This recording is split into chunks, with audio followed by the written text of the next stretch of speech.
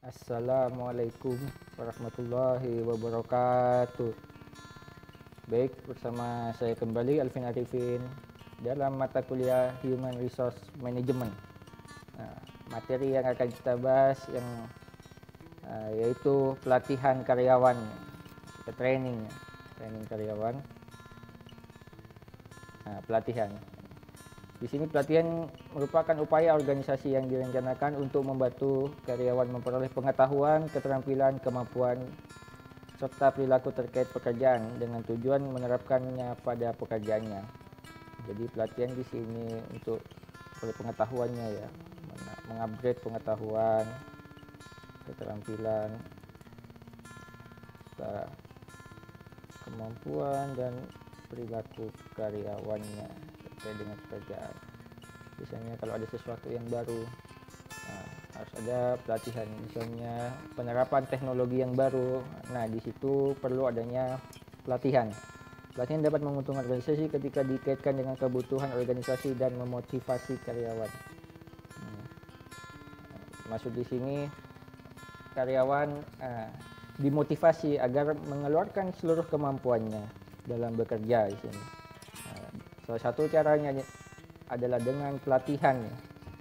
Pelatihan di sini agar semua karyawan itu dapat mencurahkan seluruh kemampuannya ya, tidak setengah-setengah. Oke. Nah, pelatihan terkait dengan kebutuhan organisasi. Yang pertama, sifat lingkungan bisnis yang saat ini membuat pelatihan menjadi penting ya. Lingkungan bisnis menjadi penting ya, karena lingkungan bisnis biasanya berubah-ubah ya, berubah. Makanya pelatihan itu penting. Perubahan yang cepat menuntut karyawan untuk terus mempelajari keterampilan baru ya, apalagi di era globalisasi sekarang ya. Jadi harus mengupgrade pengetahuan di era globalisasi. Ditambah lagi dengan era revolusi industri 4.0, digitalisasi sekarang sudah sangat penting ya, digitalisasi semua pekerjaan. Kemudian ada tumbuhnya ketergantungan pada kerja tim, menciptakan permintaan akan kemampuan untuk menyelesaikan masalah dalam tim. Kemampuan yang seringkali membutuhkan pelatihan formal. Jadi agar pelatihan formal di sini hubungannya dengan teamwork ya. Teamwork agar kebersamaan ya, kemampuan karyawan secara tim itu agar baik. Itu makanya perlunya pelatihan formal ya, secara teamwork, kerjasama. Oke, pelatihan terhubung ke kebutuhan organisasi. Yang pertama itu sifat lingkungan bisnis modern membuat pelatihan penting ya. Globalisasi contohnya revolusi industri 4.0, di mana penerapan teknologi di sini ya. Makanya perlu mengupgrade kemampuan. Perubahan yang cepat mengharuskan karyawan terus belajar keterampilan baru, tumbuh pada kerja tim, menciptakan permintaan untuk kemampuan untuk membicarakan masalah tim. Sudah dijelaskan tadi ya, tentang kebutuhan akan pelatihannya.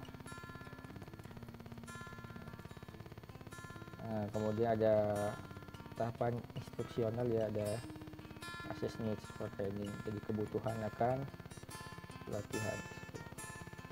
Ada ensure readiness for training ya, ada apa yang akan dilatih di situ. Ada planningnya, perencanaannya. Di sini ada objeknya apa, pelatihnya siapa, metodenya apa yang akan digunakan. Ada implementasinya ya, ada evaluasi di sini. Ada timbal baliknya ya, ada evaluasi, ada timbal balik. Apabila tidak tercapai ya, diulang kembali dari awal. Ini ada setelah dievaluasi, ada salah satu dari kelima tahapan ini yang salah, perlu dievaluasi. Oke, next. Kesiapan untuk pelatihan, kesiapan kombinasi karakteristik karyawan dan lingkungan kerja yang positif yang memungkinkan pelatihan ya. kesiapannya. Ya, karakteristik karyawan. Jadi karakteristik karyawan itu bisa ada karyawan yang belum mengeluarkan seluruh kemampuannya, jadi perlu motivasi dengan cara dilatih. Ada juga karyawan yang sudah mentok kemampuannya, sudah tidak bisa dimotivasi dan sudah tidak bisa dilatih lagi, ya sudah mentok gitu. Jadi harus dilihat karakteristik karyawan. Di sini ada kemampuan ya untuk mempelajari materi pelajaran gitu. Ada sikap terhadap pelatihan, ada motivasi belajar, ada lingkungan kerja yang positif ya. Lingkungan kerja yang positif. Jadi ada karyawan yang sudah tidak bisa dimotivasi lagi, sudah mentok di situ sudah kemampuannya. Ada juga karyawan yang masih setengah-setengah, belum mengeluarkan semua kemampuannya. Oke, ada perencanaan program pelatihan ya, dimulai dengan menetapkan tujuan ya.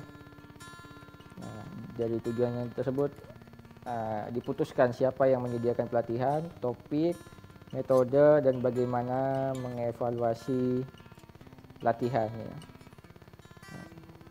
Pada analisis organisasi, proses untuk menentukan kesesuaian pelatihan dengan mengevaluasi karakteristik organisasi. Nah, jadi analisis organisasi melihat kebutuhan pelatihan mengingat disesuaikan dengan strategi organisasi, kemudian sumber daya yang tersedia, dukungan manajemen lah, semuanya harus bersinergi di sini. Dari strategi ditetapkan strategi disesuaikan dengan strategi ya. Strategi organisasi dalam melakukan pelatihan, dan pelatihan itu tujuannya untuk diterapkan kepada strategi organisasi. Nah, jadi saling bertimbal balik. Kemudian ada dua sumber daya yang tersedia, yang dilatih sama pelatihnya juga harus ada di situ. Kemudian ada dukungan manajemen untuk kegiatan pelatihan. Jadi kedua ini, 1 dan 2 ini tidak akan tercapai tanpa adanya dukungan manajemen. Oke, next. Penilaian kebutuhan analisis orang ya.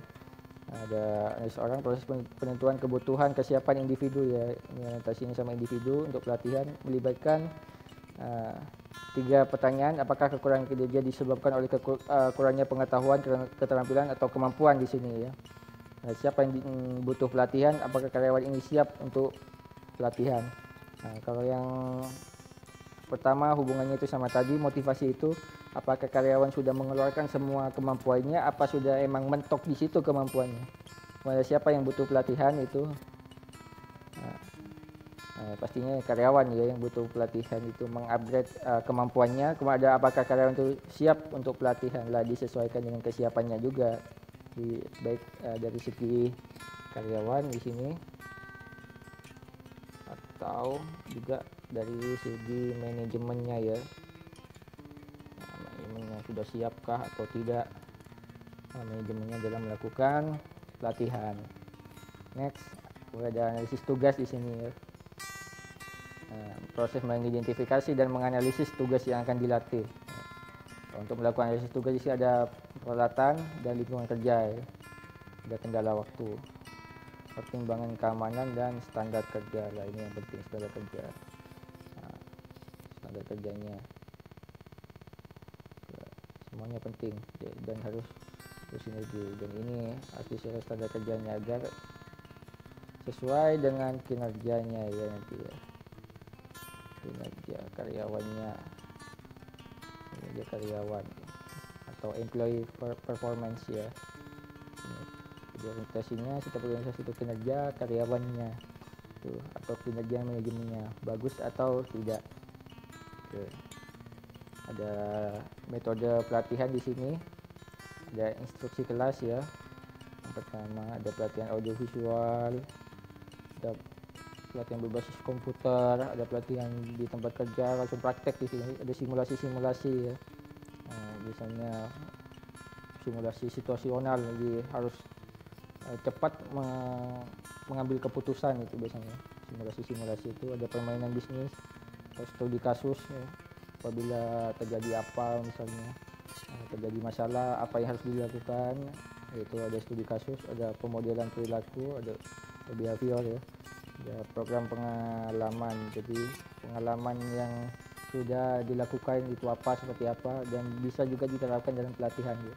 Ada pelatihan tim, ini juga penting. Jadi tidak hanya digerakkan secara individu, juga digerakkan secara tim atau kerjasama tim ya. Nah, belajar dengan tindakan, jadi langsung praktek, langsung praktek. Oke. Next, ada ukuran sukses pelatihan, ada client satisfaction ya, ada kepuasan pelatih ya di sini. Ada kepuasan pelatihan di situ, jadi puas ya. Ada kepuasan di sini, kepuasan. Kemudian ada transfer of training, ada transfer pengetahuan ya di sini. Transfer pengetahuan. Jadi sudah tercapai berarti kalau ada transfer pengetahuan, ada new skill, ada yang knowledge, ada kemampuan baru atau pengetahuan ya. Pengetahuan baru. Ada performa improve, jadi kinerjanya meningkat ya. Ada kinerjanya meningkat, ada return of investment ya. Kemudian berarti sudah sukses dalam melakukan pelatihan di sini. Kesuksesan berarti sukses berarti kalau sudah semua ini bersinergi ya, lima-limanya bersinergi, ini berarti pelatihannya berarti sukses di situ ya. Bisa dipraktekkan langsung ya, nyata di sini. Jadi hasilnya nyata, tidak hanya berteori tapi katanya realitanya ada, berubah secara realitanya. Oke, next. Hasil pelatihan terkait dengan tujuan organisasi untuk pelatihan dan kinerja keseluruhan seperti informasi seperti fakta, teknik dan prosedur dapat diingat oleh peserta pelatihan ya.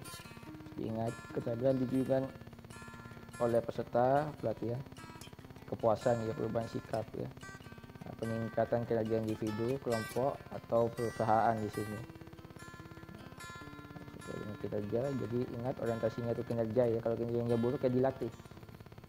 Kalau kinerjanya sudah sesuai ya ditingkatkan gitu, Oke. Nah, ada aplikasi dari pelatihan, ada orientasi karyawan baru, ada orientasi ya, pelatihan keragaman tenaga kerja. Orientasi karyawan baru biasanya untuk sebagai pengenalan di sini, pengenalan terhadap lingkungan ya, lingkungan kerja. Kemudian ada pelatihan keragaman tenaga kerja, jadi melihat karakteristik setiap individu ya, karakteristik individu yang berbeda-beda untuk menghasilkan teamwork atau kerjasama ya. Oke. Next, orientasi karyawan baru, orientasi pelatihan yang dirancang untuk mempersiapkan karyawan melakukan pekerjaan yang efektif ya, belajar tentang organisasi mereka dan menjalin hubungan kerja. Yang penting juga menjalin hubungan kerja di sini ya, agar tidak ada konflik di situ. Hubungannya sama konflik antar karyawan harus dihindari. Tujuannya adalah untuk membiasakan karyawan baru dengan aturan, kebijakan, prosedur organisasi. Itu tujuannya. Oke, next. Pelatihan harus dikaitkan dengan tujuan bisnis ya. Ingat, karakteristik program keragaman pelatihan itu harus disesuaikan dengan tujuan bisnisnya, harus disesuaikan dengan goalnya, dan apa yang perusahaan itu harus capai ya, tujuan bisnisnya. Ada keterampilan dan dukungan manajemen puncak dan keterlibatan di semua tingkatan adalah penting. Harus juga ada dukungan dari manajemen ya, agar karyawan juga termotivasi di situ. Program harus menekankan perilaku keterampilan belajar, bukan menyalahkan karyawan. Ingat, dalam manajemen tidak boleh menyalahkan karyawan. Tidak boleh menyalahkan karyawan. Makanya ada pelatihan. Jadi karyawan yang kinerjanya buruk jangan disalahkan, tapi dicari solusinya ya. Cari solusinya. Terstruktur dengan baik. Terstruktur ya. Memberikan hadiah untuk kinerja, jadi ada reward ya. Setiap kinerja yang bagus ini sebagai motivasi, kaitannya dengan motivasi ya. Ada mengukur keberhasilan pelatihan lah, evaluasi di sini ya, evaluasi. Okay, next. Nah, terima kasih atas atensi dan perhatiannya. Kita diskusikan kembali di kelas. Assalamualaikum warahmatullahi wabarakatuh.